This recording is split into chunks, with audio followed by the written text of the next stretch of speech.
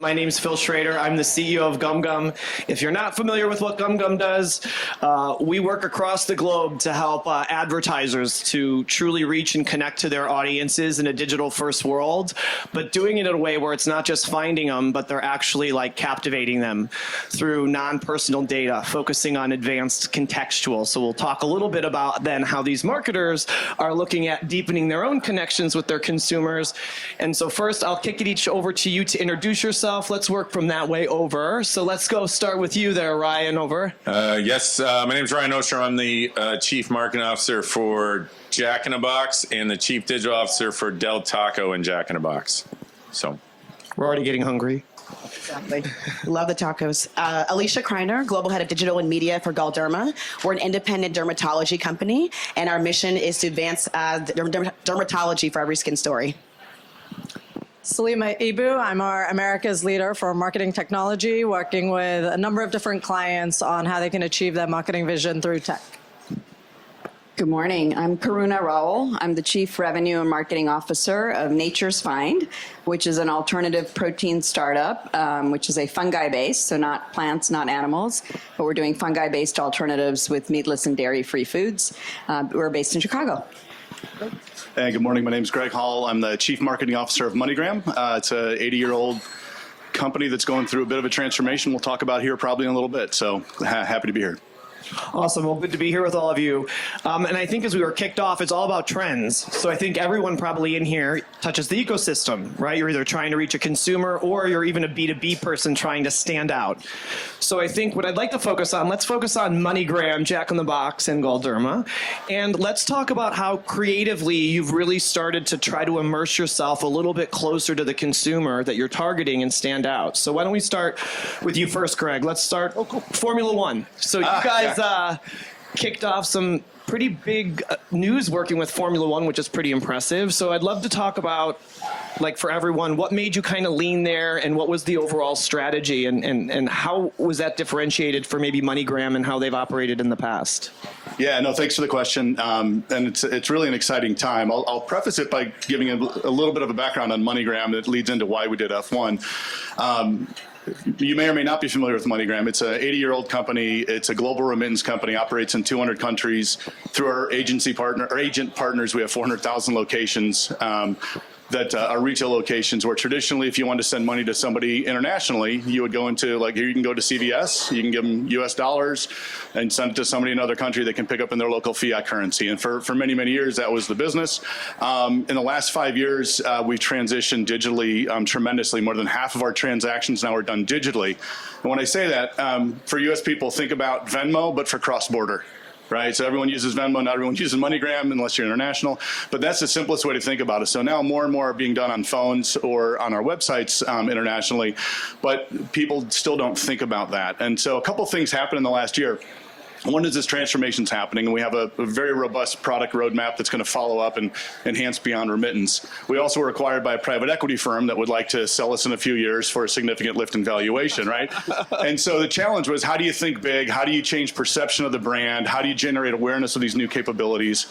And we looked at a lot of different ways to do that. As marketers, you can do that in many ways. Sponsorship is one, and the F1 sponsorship in particular really popped up as an interesting opportunity when we looked at it across multiple parts. First of all, F1, anybody seen Drive to Survive? Yes. You're likely new fans to F1 like I was. I didn't know anything about F1 2 years ago, which is actually good, evaluating the opportunity. I was less emotional. But what's happened with F1 is this surge in popularity. But then as we looked at it from a brand, we operate in 200 countries. When we looked at where the races are, the 20 countries where F1 races occur each year represent 70% overlap with our revenue. And so now you had this strong where the races were going to be, where we could activate, had strong alignment where our customers are going to be. Then we thought about the brand attributes, right? As we think about MoneyGram being kind of cash retail, known for that business, how do you become thought of as more of a global fintech? F1, when you're borrowing attributes through a sponsorship, is all about innovation and technology and speed and actually safety. And so when you think about sending large amounts of money internationally, those things all are super important. And so all of a sudden it started checking all these boxes. And We ended up starting the sponsorship. We had a fantastic year. We really look at, I get asked a lot by pretty much everybody, how do you justify this investment? Like, because you did this crazy sponsorship. We really look about 6 or 7 key KPIs, and it brands everything from simple brand awareness and sentiment, right? So how have we seen that lift? How we think, are people thinking about us differently? What's happening in earned media? Are we being talked about differently? We have a B2B and a B2C business. So like in the Middle East, we don't have our own license, so we work traditionally through partners. We leverage it for a B2B presence there. And then how are we seeing revenue tied to events either around the races or internationally when races and our activations are happening? It's not a perfect science, but as we look at that, we're seeing really nice lifts in the revenue we can attribute to it. So anyway, long answer to your question, but thanks, but hopefully that gives good context. No, I think it gives really good context. I think we're all in the wave of everyone right now in our industry just in a transformational shift around deepening connections. And I think even on a lot of our pre-work we chatted, it was around the authenticity of how you show up. And so even you talking about, yes, your 200 locations and the overlap in market, it's also the values that MoneyGram's customers hold that align with F1 as well. That was also sounding paramount to kind of the decision. And to your point, when you look at F1, it's I think the stat was it's grown over 100% since 2018 just to 2022, just in North America alone, 15% growth rate. So again, it's kind of hitching your cart to a horse that's also got its own momentum, right? Yeah, I mean, there's so much wind in the sails. Like we looked at that upward swell, particularly in the U.S. And if you looked at Gen Z, obviously spiked tremendously through COVID because everyone was watching Netflix Drive to Survive. But then the other demos have caught up to that and are on a similar curve from interest. And the other thing I didn't mention is just trying to attract new customers, even within remittance. If you're a customer who sends $5,000-$10,000 from the U.S. to Indy, for example, you generally do it by HSBC or some other method. You don't think of MoneyGram. We actually offer the same rails, the same speed, the same convenience, actually at a fraction of the cost, but no one thinks about us. So how does F1 create awareness in some of these new segments is something we're looking very hard at. That's awesome. And so I'll kick it over now to you, Ryan, because it's a little bit ready for this. So here you go, right? Obviously F1 sponsorship. I think that seems to be finding your niche right there for MoneyGram in a way to kind of elevate a sponsorship opportunity. But Ryan, at Jack in the Box, if you're familiar, you might know Jack, the character. You really leaned into the gaming space, right? And you launched Gamer Jack, like its own character, really specific to an audience. So I'd love to kind of get a sense of what was it about the gaming space and then the idea around Gamer Jack. And like, what have you seen in the impact it's had? Yeah, so we have a philosophy. Our marketing strategy philosophy is making the brand more craved. And that really stands for making the brand cultural, relevant, authentic, visible, easy, and distinctive. And what we're kind of talking about is that authentic piece right now with Gamer Jack. And what we did is we're not arrogant enough to know that we can just embed ourselves in gaming and make it authentic. And so instead of us trying to fake it, we had a large contest and said, who wants to basically wear an AI head of Jack and play games and talk crap to people and get paid to do it. And we thought we were going to get a couple people. We ended up having like 500 people to try to be Gamer Jack. We're actually on Gamer Jack number 2. We've had a year, so every year we have a new Gamer Jack, and all they get to do is play games and engage. And it's real active and authentic, where I was telling the story today where, like in Call of Duty, before he kills somebody, he asks them what their favorite fast food place is. And if they say Jack, they live. If they say anybody else, they die. And we're okay with him talking the way game streamers talk. We're okay calling out noobs. We're okay with all the everything, and we kind of just put some wide guardrails in place. And if you know Jack, that's our brand. We just put a little bit of guardrails, but there's not a lot, and we just let it be as authentic as possible. And it's really driven to where now we have a Twitch following, and it allows us to create content on Twitch that then we leverage in other social channels. And we're going to do some more fun stuff with that moving forward. Very cool. And again, just similar to F1, it's like you're attaching yourself to a really growing audience, right? I think my stat was over 70% of North Americans are gamers. I'm sure if I said, who knows a gamer is a gamer, everyone would raise their hand, right? So it's also growing at a rapid pace with so many people spending more time gaming and that age demographic getting older. So you're staying along the journey, it sounds like, and you're getting access to the real trend in the moment, not having to try to catch up after. And that's what we talked about. If you actually look at the gaming stats, I'm a gamer. I'm 48. I've been gaming since Atari, Nintendo, everything else, and I play still 2 or 3 times a week, and that's how I stay in touch with my friends from college and after. And I'm the norm. There's a lot of people between 30 and 40 who game a lot. So it is definitely a growing segment that we can engage our core users because at the end of the day, if you know, I always say this every year, we're a drunk high brand. You don't know who we are. And so those people like to drink a little bit. And So did Jack in the Box sales in Austin go up, right? yes, this time of year, our sales go up a lot. So, yeah. Cool. Awesome. And similarly, Alicia, kick it over to you, flipping from gaming, right? Again, I think in chatting with you, pretty cool what Galderma's been doing with Cetaphil's brand and the activation that you did with New York Fashion Week, and how you started to tie in. And you think about it, you're like, oh my gosh, makes so much sense. Prep, skincare, everything. Do you want to talk a little bit about kind of the strategy there, the decision, and then what the overall outcome, and how did it do? Yeah, thank you. So Galderma is the parent company. We have 3 different business units. Consumer, so Cetaphil is one of our beloved brands. Aesthetics, I had a few conversations this weekend of people asking recommendations for Dysport, Restylane, Sculptra. So don't worry, it's an open conversation. And then also prescription. So for Cetaphil, we are kind of similar to you guys. We are a 77-year-old brand. And I always say that Cetaphil is the brand you know of, but hadn't really heard from lately. Kind of everyone, probably when they were teenagers, your dermatologist said, use Cetaphil, or has a friend or family member. So you got the awareness is there, but not the consideration. So how do we get people to consider us or want to choose us? So we thought, what's a great way to tell our story? How do we align ourselves? Fashion Week, and not just Fashion Week, of course. Beauty brands take over Fashion Week. That's not new. But how are we going to tell our story at Fashion Week? So we decided to lead with science and emotion. So we had a contest called Face of Cetaphil, and it was all about be the next star. Be the next star of Cetaphil, but be the star in your own story. You are the star, because we're focused on sensitive skincare. So that means eczema, psoriasis, redness, and people typically with those skin conditions aren't the first ones to enter a contest about your face, right? So it was all about, be your best self. We do skin so you can do you. So we had a contest. We found 14 different countries, people from 14 different countries to get involved. We flew them to New York for Fashion Week.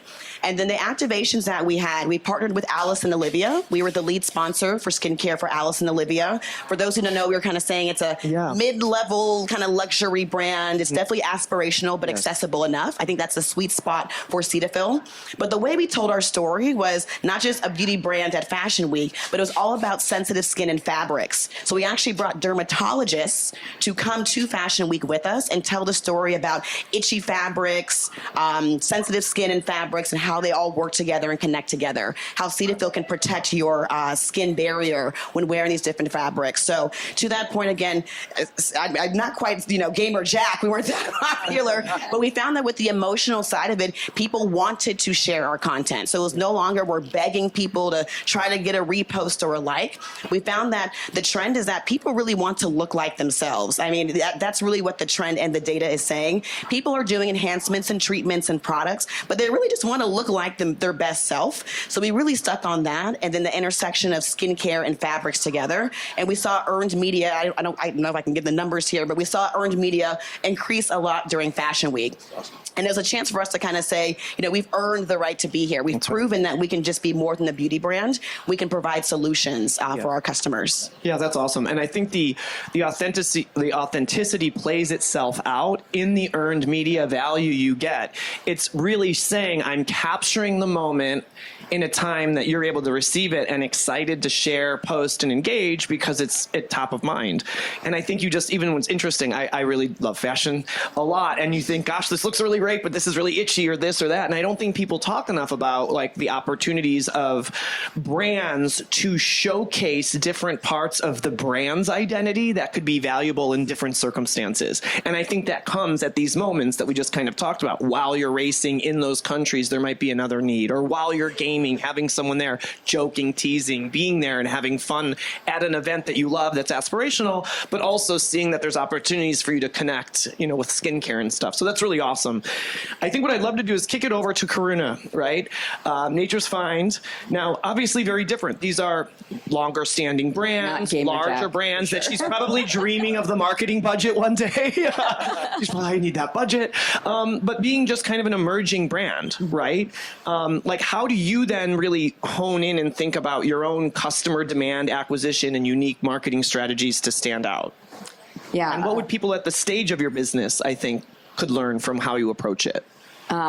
So yeah, very different. So I spent the first third of my career at Procter & Gamble working on some very big brands.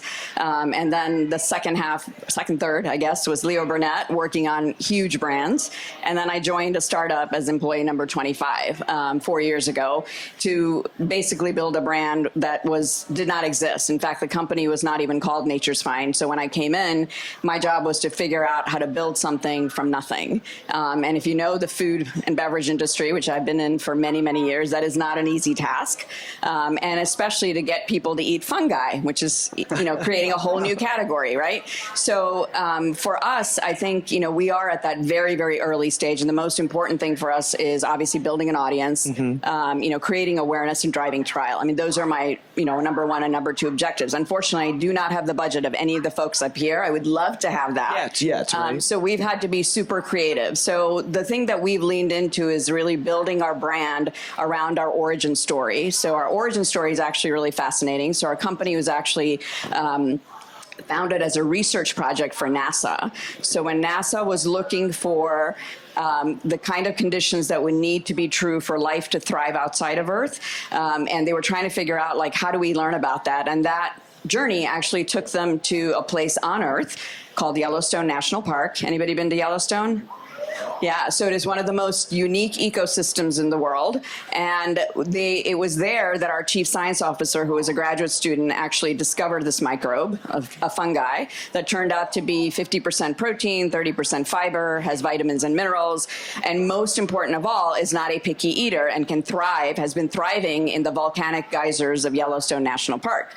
So that discovery led us to create a new fermentation method that allows us to grow new protein for the world every 3 to 4 days in Chicago. So that's what we do. So you think about it, there's two things I said in there that, immediately for me as a brand person, I said Yellowstone. A lot of people know about Yellowstone and NASA, right? Those are two incredible partnerships and assets that we have. And we still work with NASA and we still work with Yellowstone. So we never have to go back to Yellowstone to get any more fungi because it's like a sourdough starter. So we took a tiny sample and we have enough now to feed the world, literally.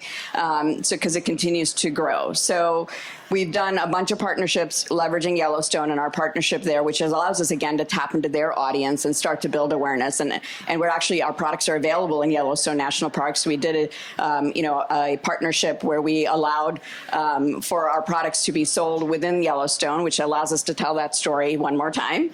With NASA, we actually launched into space with SpaceX 25 last year and actually demonstrated on the International Space Station that we could grow the protein in space, which is pretty incredible if you think about it, with all of the same nutrition and properties. Because if you think about, deep space travel, going to Mars, you cannot take a cow or a chicken with you. So how do you get protein? And protein is one of the most essential needs. So we also do, again, having that opportunity to work with NASA allows us to tap into a whole new. So we've got nature, we've got science, and then the third piece I'm going to touch on quickly is our culinary partnership. So one of the big questions, as soon as I tell you my story, what's the question that's going through your head? How does it taste? Right? That's the number one barrier. So we decided that the way to get over that barrier was to really go after taste and get it credentials. So our culinary advisor is Chef Eric Repair from Le Bernardin, 3 Michelin starred restaurant. I mean, it's about as high a bar as you can get. So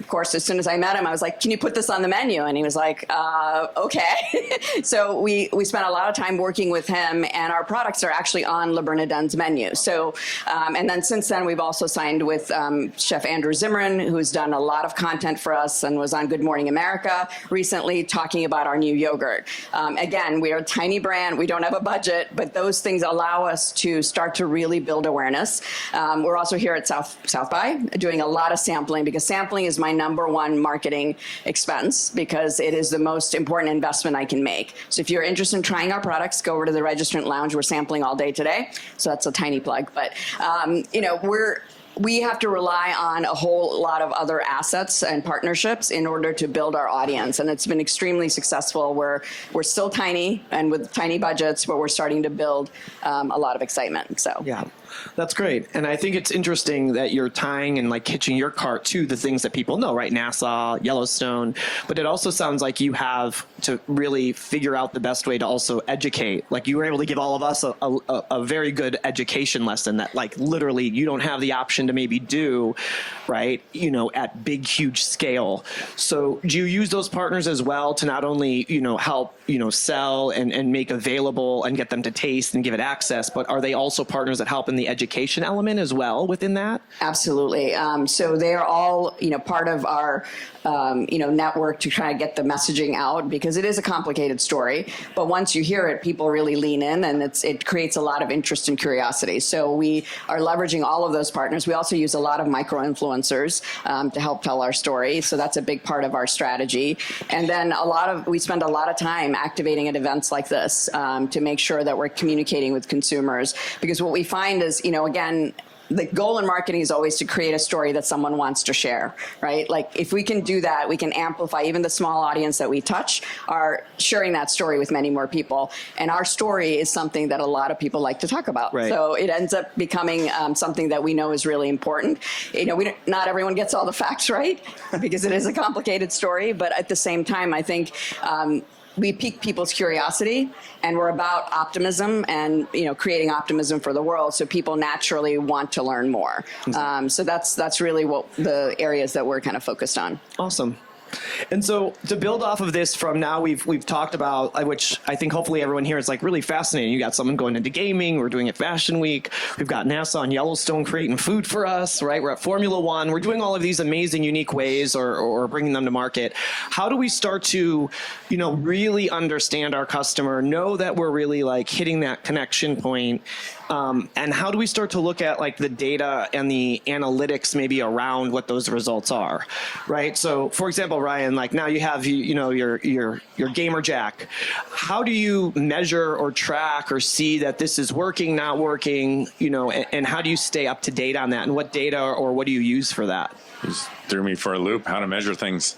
I'm a marketer. We don't measure anything. Let's like, No, I think. But is it engagement? You know, just yeah, and that's what we do. We look at engagement, natural engagement on those stations, but it's also for us. It's about creating authentic content that I would have to pay an agency to do anyways. So if I can do it authentically, I can take that, cut it up. So now I can use it on emails, I can use it on SMS, I can use it in my loyalty programs. And so I'm able to then tie that directly to sales, using customer data, our loyalty programs, and really keep driving our authentic voice. And that's kind of how we measure the results. Yeah. You can't look at it in one simple view. You have to say, how does it impact my entire customer journey and voice of the brand? I agree. I think you do start to look at a lot of share of voice metrics, and you're starting to win in that category. Makes a lot of sense. And I know you touched on it a little bit, Greg, when you were walking through in the earlier session that you were speaking about. What KPIs are you looking at, right? It's been now, I think, about a year or so since you guys have been doing this with Formula One. How have you reflected back? Like, what have you seen or what metrics do you look for success? And are there any, like, ways you're thinking or sneak peeks into how you could really accelerate this going into next year? No, it's a great question. Again, like I said earlier, our owners and pretty much everyone I meet are like, how the heck do you guys justify this, right? It's really cool, but like it sounds expensive. We look at, as I mentioned, there's probably 5 or 6 major KPIs we look at. And the first one really gets around that awareness piece, right? We talked about changing the brand perception of MoneyGram. Like a lot of people around the world have heard of MoneyGram. They're like, oh, isn't that kind of like Western Union? Or is it like there's some knowledge of it? But to really understand us and to know us as a digital platform, We've looked at, since the launch of, since we announced our sponsorship for the team, our global awareness has gone up 11 points. Our sentiment measurements around technology and innovation, the things I mentioned earlier, have all gone up considerably. So like with core audience and target audience groups. And so we're seeing those early kind of seeds going like, look, we're heading in the right direction to get customers engaged and to get that consideration we talked about beyond just the awareness.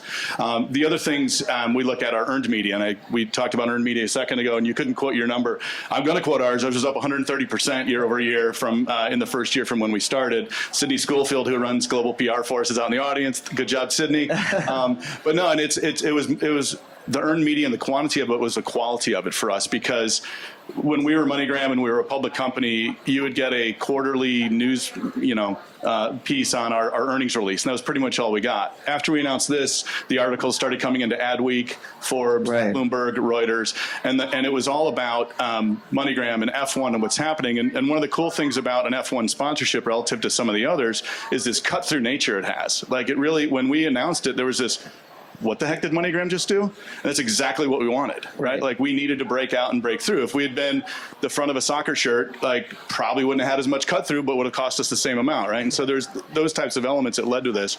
And then the other KPIs really get more tactical, lower funnel, like, how much revenue are we really attributing to this type of investment that comes from brand lift of upper funnel is, time over time. We look at during race periods where we have strong activations, what do we see in those markets and how do we attribute? So it's really a spectrum of KPIs. No, it's good. I mean, I think we're getting into the kind of future of going beyond just solving an immediate urge by your consumer to do something, and it sounds like it's also, to some of the metrics, are you building the awareness for the longer term relationship so they know you're there for them when they need you, and you're really putting the effort behind, it sounds like, looking at those metrics to show sustainable growth and sustainable connectivity, and maybe looking at LTV and how do we get more value that we're providing to our customer, and then they're showing the love back, right? Just one quick more comment on that. One of the things we've committed to is putting our customers at the center of everything we do. So when we unveiled a new livery, it's not me, it's not Alex, our CEO, it's a customer who won something through a promotion. And so two things that we're looking at, one is repeat customer lifetime value and how that's changed. We've actually seen that shift over the past year. So we know our customers who were with us before are actually doing a little more with us than they were in the past. We also have hundreds of thousands of new subscribers, we call them, because they're non-remittance customers that have entered our promotions, that as we launch new products in our roadmap that go beyond the remittance needs, we'll have a hopefully low-cost way to engage and acquire customers. And so those are things we're looking at as well. Great. Cool. Well, Salima's been sitting there patiently. We're going to bring you into the mix. Because part of this, as I know we all are thinking on trends, AI, plug for us. We're an AI company ourselves. So good timing for us over here at GumGum.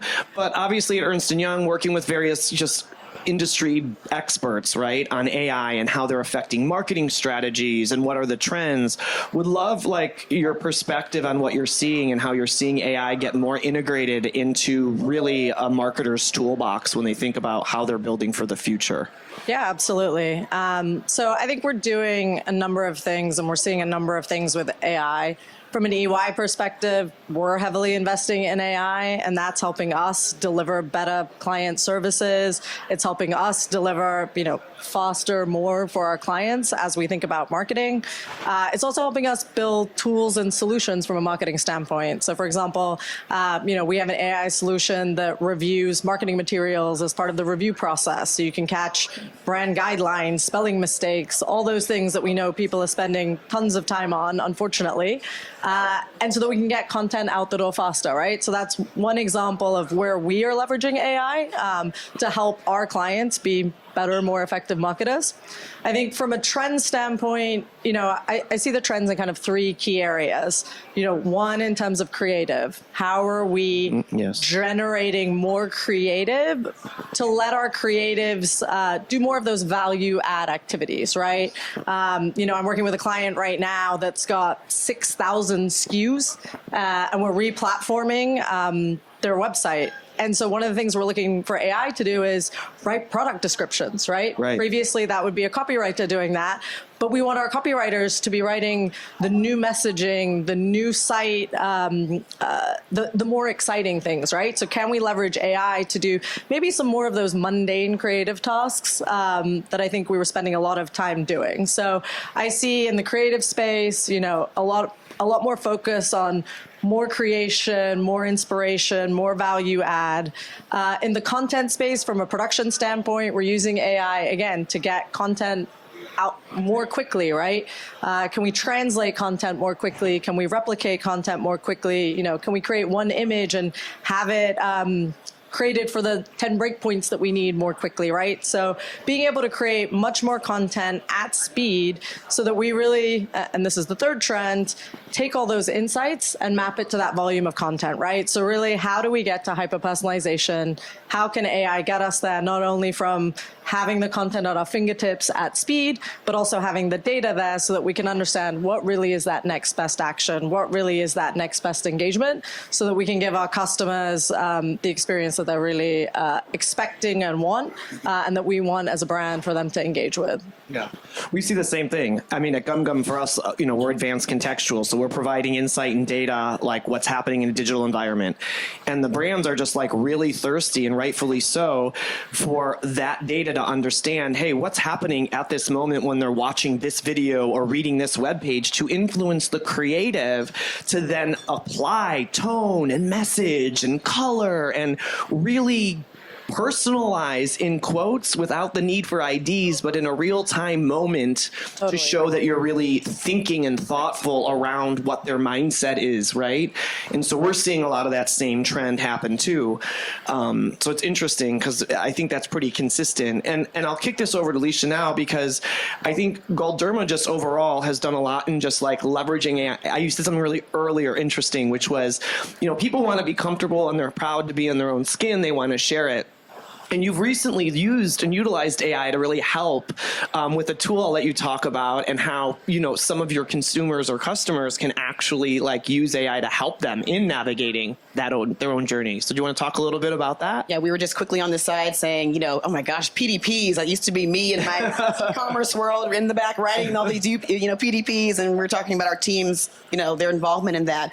Just quickly, I was part of the AI roundtable yesterday for brand innovators, and one area we saw was kind of in-house internal productivity. So one of the fun things we talked about was performance reviews. AI nowadays can take past conversations, past one-on-ones, past notes, and put together sentiment of what's the sentiment behind this worker, or what are their strengths, what are their opportunity areas. So we were kind of talking about, internally how we're using AI productivity from a productivity perspective.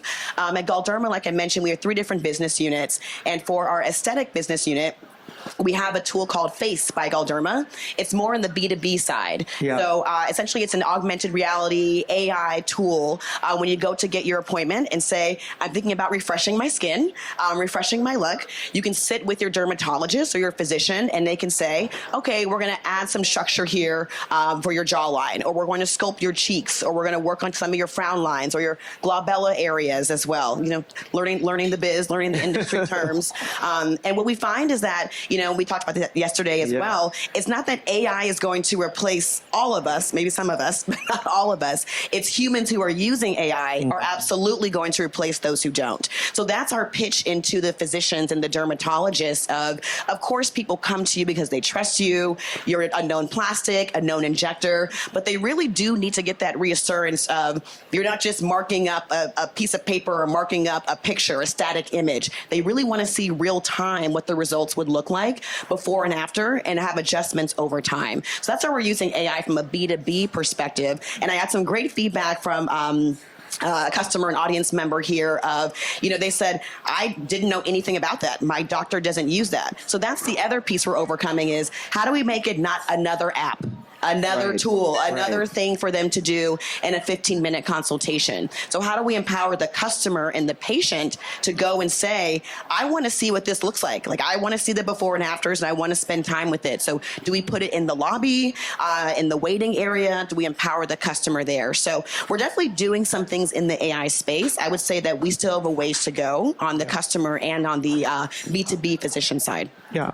But even when you're talking and you think about just taking just cosmetic surgery, for example, right? When you're doing cosmetic surgery, you're always getting that before and after. You're getting that doctor to map you up, show your before and after, right? But the emergence of so many now, like just out of office, just go in, injectables, all of this, to see a before and after makes a lot of sense because there's so many options out there right now.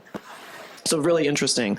So I'll leave this open if anyone wants to dive into this question. It's just, what is, when you think of like what's coming this year, next year, like what is one maybe marketing trend or something you're thinking about? Maybe it can be specific, more broad, that you want you and your team to kind of really think about learning more and going to focus on. Anybody have an answer to that question? I'm on a panel. I'm doing a fireside, so I'll talk about it. It's the same trend is with the plethora of media out there is how do you know what's working and what's not? Got I think it used to be easier. You had TV, radio, and one social channel. Now you have 9 million of everything. And every day I realize that certain buys don't target certain people because they have a Samsung TV and they're using the app on the TV versus using Roku. And you're like, well, crap, how do I target those guys? Yes. And so then it's just understanding, how do you really get to am I talking to the right people at the right time? It's harder today outside of your loyalty program and data. It's hard in the plethora of media channels. Yeah. Interesting. Anyone else? I would just jump in quickly. Gen Z, wow.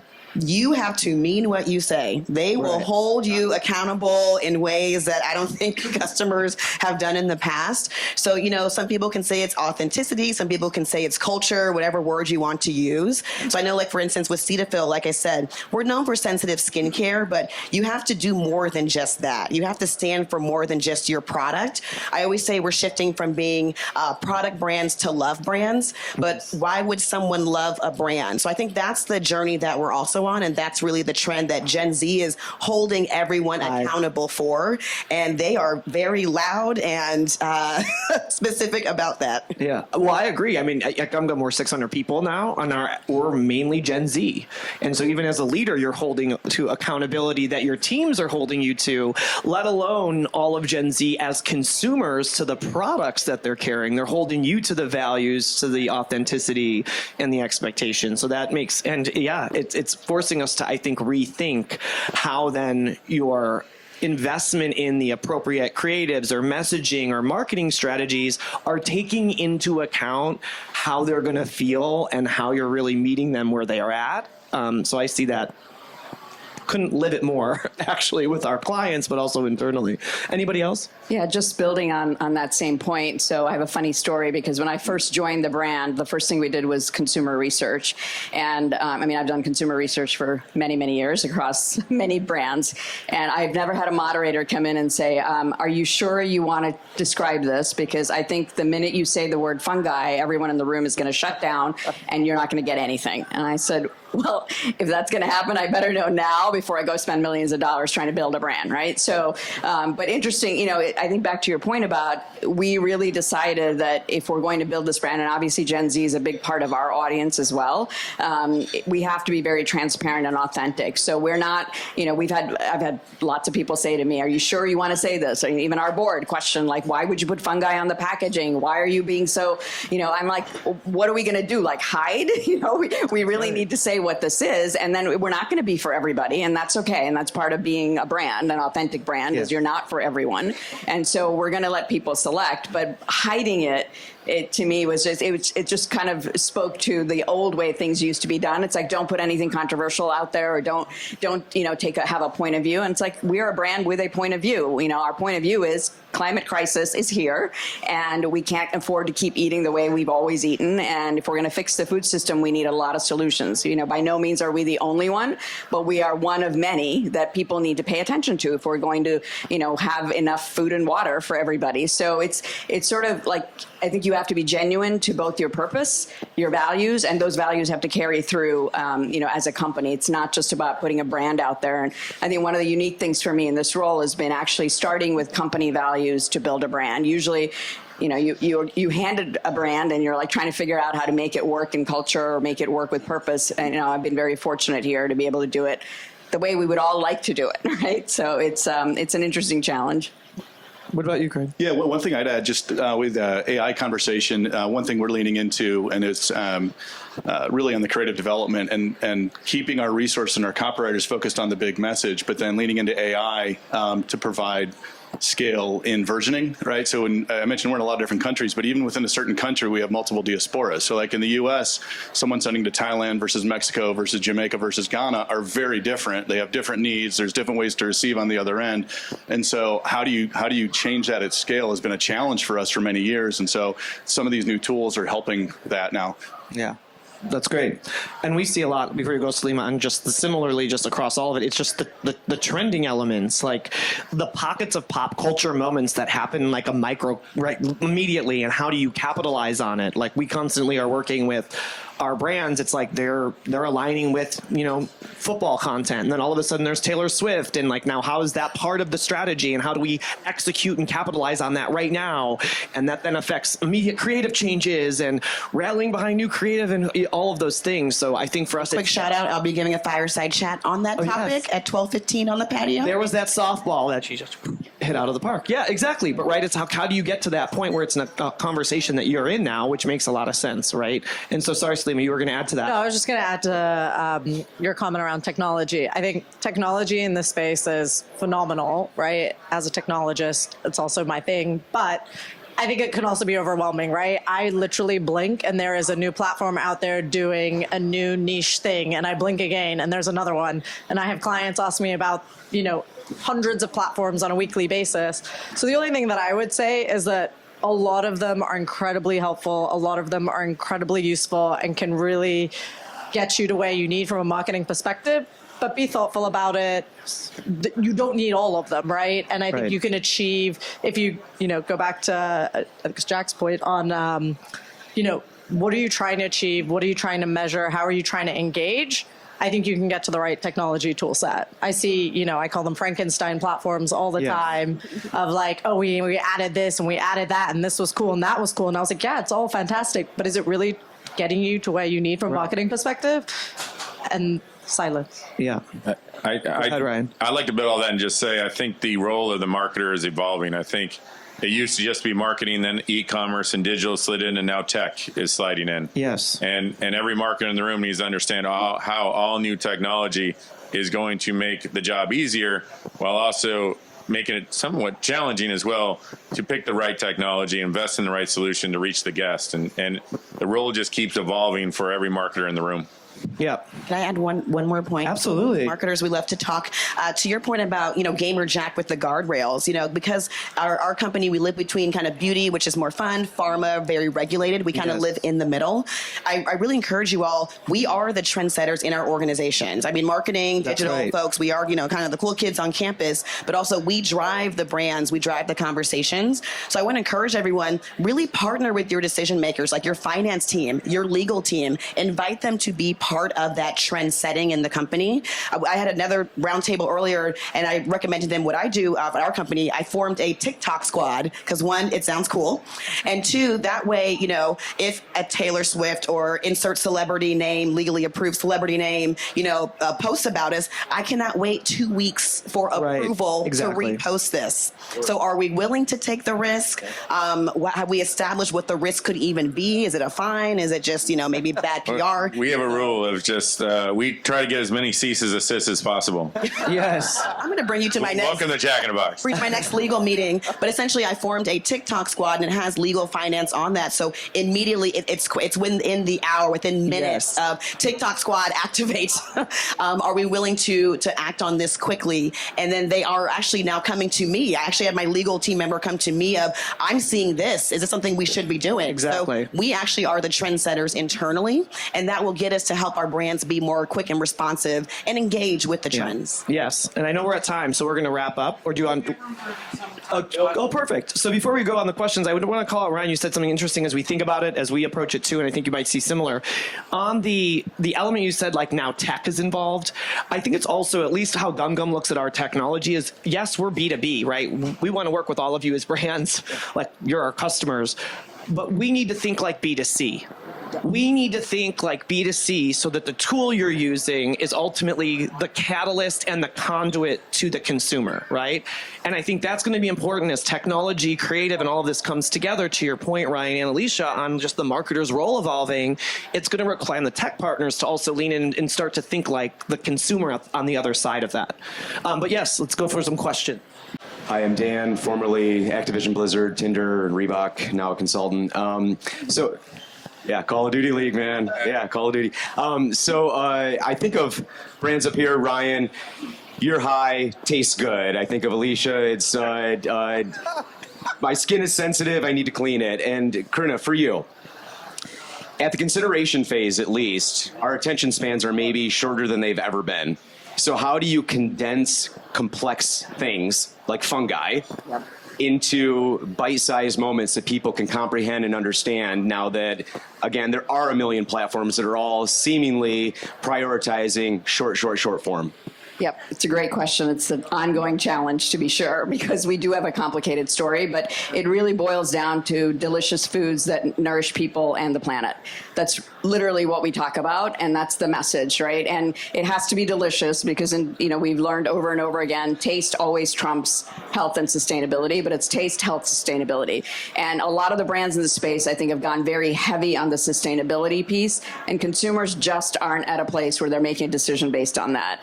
People are selfish, as we learn over and over again. So if it tastes good, I'm likely to come back and repeat. The story's innovative and interesting, and I might try it once as a novelty, but what we're trying to do is change how people eat, right? So we lead it with taste. We talk about nutrition because our products are actually much healthier for you. If you look at a lot of, even versus, plant-based options and other options, we're not doing as much processing. There's some, huge range of other benefits, but we lead with nourishing people and nurturing the planet. If that helps. Do we have any other fun guys or fun gals who want to ask a question? You were waiting for that word. Yes. He was waiting for that. And then his pocket all morning. How's it going? Donovan Curry. I co-founded an influencer talent management company out of Austin. My question is for Ryan specifically. So some of my larger clients, they game. Okay, can y'all hear me? A little louder. What about now? Yeah. Okay, cool. So yeah, some of my clients, they're big on Twitch, right? Like they do a lot of gaming and things like that, but a lot of brands are more interested on their other social platforms. We've done one brand activation on Twitch and it was amazing. High engagement, return on investment, all of that. How do I get brands to kind of think about like, hey, instead of going on the usuals, the IGs, the TikToks, YouTubes, like there's some opportunity here on Twitch? Yeah, the way I answer that is gaming, Twitch and gaming go hand in hand. The stats speak for themselves once you actually look at Twitch and how many people use it. We actually take the Twitch content and use it on the other channels. So we put it on Instagram, we put it on Facebook, we spread that content around, and we actually drive people to our Twitch platform. And since we're one of the first to really do this in a heavy way, it's been very successful for us. I think once you realize how many people game, how many people use it, how many people are authentically engaged with the games, and the way you can do it authentically is Twitch is one of those ways, it sinks in. And I would suggest anybody who have gaming target markets to try some activations on Twitch. They work really well generally. So I don't know how to answer your question, but as best I can get. Awesome. Thanks. Well, thank you all so much. This was really awesome and informative. Thank you all so much for sticking with us. Appreciate it.